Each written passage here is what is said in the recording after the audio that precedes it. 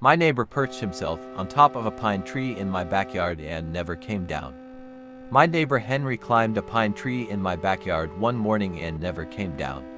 At first, I thought he'd lost his mind, but when the sheriff and deputy scaled nearby trees the next day, I realized something far worse was happening.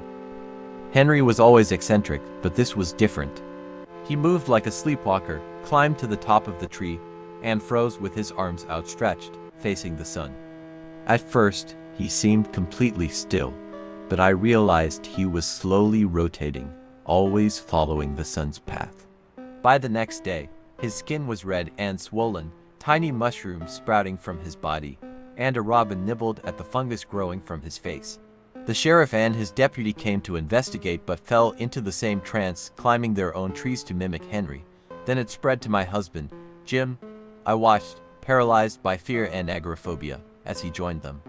At sunset, Jim collapsed inside the house, lifeless. But hours later, he reappeared outside, perched in a tree like the others. I suspect Henry unearthed something terrible while digging holes in his yard, a parasitic fungus that spreads through spores. It's consuming everyone who gets too close.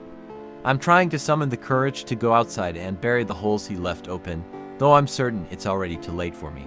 If you see anyone perched in a tree, following the sun with unblinking eyes, run. Cover your mouth and don't look back. Whatever this is, it's spreading. And the world may learn what it is very soon. Like and subscribe for more.